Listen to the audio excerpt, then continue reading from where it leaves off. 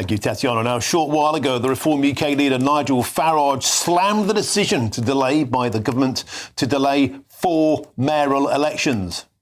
So we are annoyed, we are angry at what happened last year, and it just shows the total and utter disdain this country has for liberty, democracy, freedom in this country and everything that we have held dear.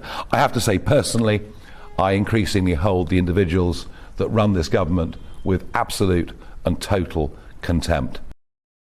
Well, that was just the beginning, and it absolutely kicked off in that press conference. And somebody who was there and asked the question was GB News' chief political correspondent, Katherine Forster. Katherine Forster, what we saw there, I think, was the nearest we've ever seen in Britain to a Donald Trump-style press conference. The action started when the questions started, and Nigel Farage absolutely, in particular, eviscerated the BBC. He tore into the ITV. He absolutely gave them both barrels. And your brilliant question about Vladimir Putin. But look, tell us about the atmosphere in the room. It seemed electric.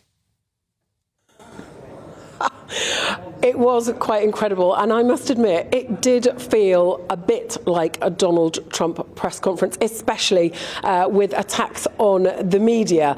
But he doesn't mince his words, does he? He said that the government is committing electoral fraud in postponing these mayoral elections, and he also said that he's talking to his lawyers about a possible judicial review. So watch this space on that. He was so scathing of the government. He described them as very authoritarian, and he said that they don't really believe in democracy. And as examples of that, he gave the postponing of the elections, but also things like digital ID wasn't in the manifesto, surveillance cameras, and so on and so forth. On the reduced use of juries, he said that a reform government would reverse that, and he thinks that rather than cut the number of jury trials, what they should be doing is getting retired magistrates back in to get this backlog of about 80,000 cases down. On suggestions of some sort of Tory reform merger, he says that he jokingly might talk of a reverse takeover, but he thinks that by May next year, after those local elections, that the Conservatives will cease to exist in a meaningful way. On a possible tie-up with Robert Jenrick, he says that he'd be happy to talk to him if his conversion from Robert Jenrick is real.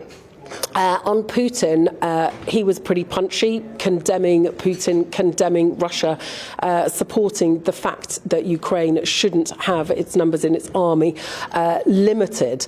But there was also a quite extraordinary row and question after question after question on these allegations that have been unearthed in the last week or so of comments that Nigel Farage may or may not have said when a young teenage schoolboy at Dulwich College. It started with the BBC. He absolutely ripped into them, and ITV as well. He basically said he wasn't going to talk to the BBC anymore, that he was too busy, though I have noticed they do tend to give the BBC the first question at these press conferences, so let's see if we get it next time.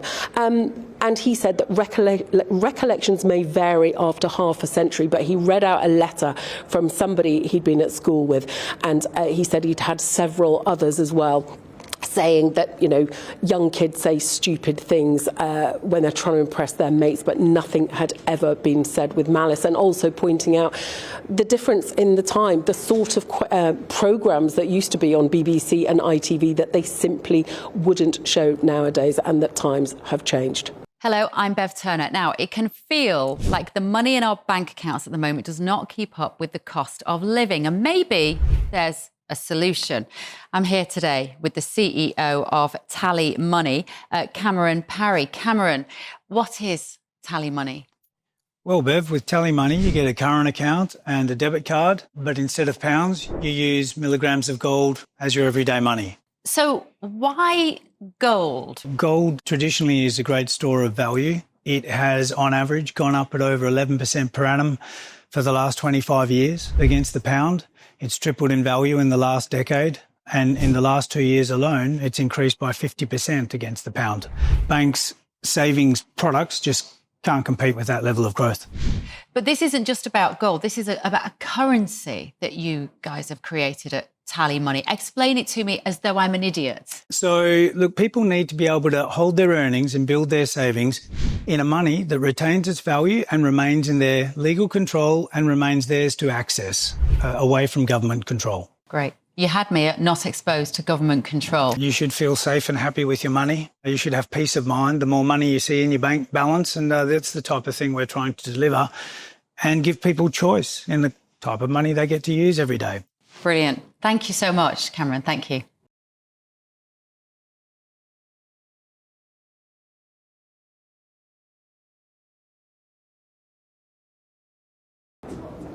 And Katherine Forster, in response to your question, he said, do I think Vladimir Putin is a monster?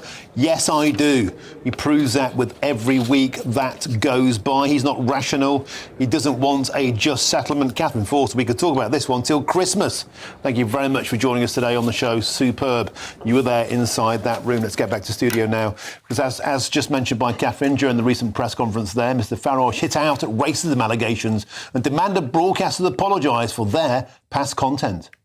At the same time that I'm accused of saying this, which I deny in any malicious or nasty way, at the same time as that, you every single week had homophobic content, you had racist content, you had all sorts of content which these days you'd be locked up for. So let's cut the double standards from British broadcasters, shall we?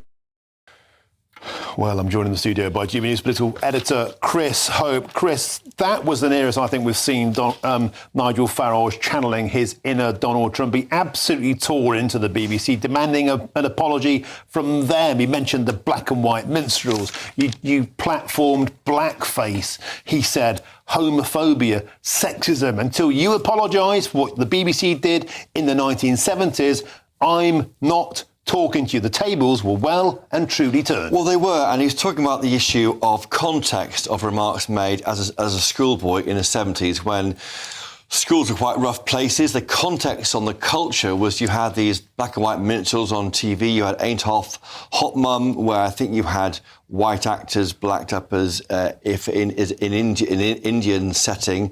You had It Ain't Half Hot Mum, Alf Garnett, with remarks he would make which are completely out of order in modern day Britain. And he says, you're judging me by today's standards when then it was different. He had a letter there from 6 or half a dozen school friends had written in his support, he said, and he'd read one out from a Jewish school friend who did talk about it was a difficult place. School there was offensive but not malicious remarks chucked about. He denied towards the end of the Daily Mirror that he's a bully. But I think this is a far better place for Farage to be in. We all had time at school. Everyone says things they regret after being at school. And that would, I think, chime with people at home. When he and Richard Tice and others were going after the people who were making allegations in The Guardian, that was very uncomfortable because those people felt bullied. They deserve the respect to be listened to, but don't attack why they're saying it. And the letter of support from a Jewish classmate said, I never heard him racially abuse anybody. If he had, he'd have been punished. Back in the 1970s, the culture was very different. Where do we go next? Let's talk about that extraordinary, sound like a come and get me plea, about Robert Jenrick. Robert Jenrick was sat in this very chair here a couple of days ago. We said to him, were you tempted by Reform UK? He said, I'm with Kemi Badenoch today. Nigel Farage said he's been encouraged to reach out to Robert Jenrick, and he said he's ready to talk to him. By people in the party and outside it. So it's very interesting what he said there. He said that he were happy to talk to Robert Jenrick about coming across to Reform UK. That is an open invitation to Robert Jenrick to step up and join Reform UK. Now, I should say the Tory party has said this in the last few moments, not on that story, but more generally. They say this, I think it's on screen now maybe. Nigel Farage has called a press conference and used it to rant at journalists over historic allegations of racism and anti-Semitism. Allegations he has just admitted are true, the Tories say. That would be debated by Farage were he here. He didn't admit the allegations were true. No, I don't think he did. And certainly he said that remarks were made which were difficult at school. They then go on the party. Farage is too busy furiously defending himself to defend democracy from the Labour Party's election delays. Reform's one-man band is in chaos once again. That's the Tories saying that in the past few moments. Well, I think that is a case of recollections may vary, because he spent the first 15 minutes steaming into the Labour Party's decision to cancel 5 million votes in the mayoral election. And on that... Maybe the Conservatives missed that. Oh, let's move on to that quickly. He's going to decide tonight whether to launch a judicial review against the government over postponing 4 mayoral elections from 2026 to 2028. He is speaking, Martin, as the man with 9 million quid in his back pocket. That's the donation he got from Christopher Harborne earlier today, or disclosed earlier today. OK, there's so much more to unpick throughout the rest of the show, but we have to move on now. Turn back to the postponed mayoral elections, because we can now speak with the Conservative candidates for the delayed Hampshire and Solent mayoral election, Donna Jones. Donna, welcome to the show. I know that you're utterly seething about this decision. When we contacted each other early on, you've been denied the chance to stand as a Conservative candidate there. Tell us how you're feeling. Well, look, this for me, Martin, is an utter week of shambles from the Labour government. They're clearly running scared. As you say, these 4 mayoral elections that were planned for next year in Essex, in Hampshire and the Isle of Wight, in Sussex and in Norfolk and Suffolk, so 4 mayors due to be elected. Labour have clearly worked out that they weren't going to win any of those 4 areas. And I suspect they thought that Reform may win one of those areas or maybe more. And as a consequence, they're running scared from Conservative Party, from Reform and from others. The Lib Dems claiming that they would do very well in Norfolk and Suffolk. Whether that's true or not, I don't know. But this really does seem to me, I found out at 7 o'clock last night. I had a call from a council leader who told me that the election was going to be delayed. Now, the minister was furiously phoning around people, quickly trying to get the message out to them, but it had already been leaked. Now, this follows clearly Rachel Reeves last week and the absolute catastrophe of the budget. It seems to me that we have a third league political party trying to play politics in the Premier League in the Labour Party, who are completely out of their depth. Do you think it's fair to say that Nigel Farage has said in that press conference, this is an authoritarian government, it doesn't believe in democracy? If only we'd seen the signs in the past, Donna. I don't know, like Sir Keir Starmer when he tried to cancel the Brexit referendum.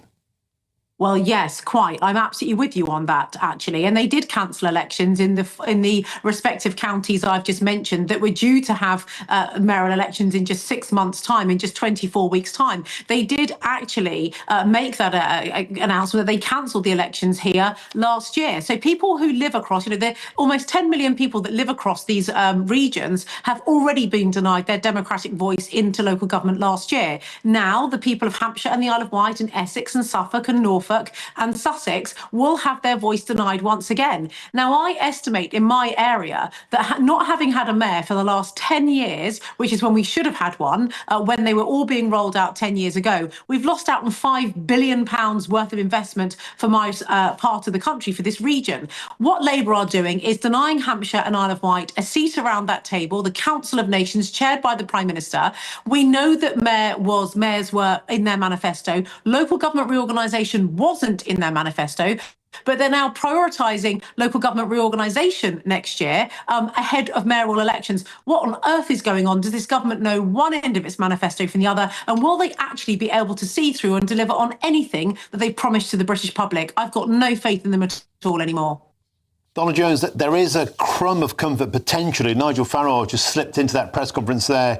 He's launching a judicial review into these cancelled mayoral elections. He's got 9 million quid in his back pocket, we've just found out this morning, and he's not afraid probably to spend it on this judicial review. Do you think there's any hope that the government will do a U-turn on this? They're famous for U-turning on many things, but they didn't U-turn on the farmers' inheritance tax. Is the price that they will pay by holding these elections electorally simply too damaging? If they think they're going to lose votes by not doing a U-turn, then they probably will do. It seems to me the only time they U-turn is when they think there are votes in it. And if they suddenly thought there were a whole load of votes to get from farmers and people in rural communities, you can bet your bottom dollar, Martin, they'd be U-turning on the farmers' tax. But they're not, because they don't see that as prime voting ground for them. It really is quite shocking. And, whether people like or dislike the previous Conservative government, and I acknowledge that mistakes were made, at least there was some form of governance around and structure data around the way Number 10 ran political decisions, the way that cabinet secretaries were running their departments. This just seems like you've got a whole load of completely unprofessional, unskilled people who have suddenly found themselves in some of the most senior positions, you know, running the big ministries of state in this country and making, quite frankly, a shambles of it. For my area, I need to quickly interject. We don't have long left. Yeah. I'm assuming this isn't the end. You're going to keep on fighting. I am going to be standing for election in May 28. Labour do not get rid of me that easily. And I am the serving Police and Crime Commissioner until that point. And I'm working with businesses, meeting with the energy industry tomorrow. I've spoken at developers forums today. The job continues. I'm the shadow mayor in waiting. I'm here and I'm ready to take it on. All right, Donna Jones, always a pleasure to have your company there. That's the Conservative candidate for that now delayed Hampshire and Solent's mayoral election. Donna Jones, thanks for your time on the show today.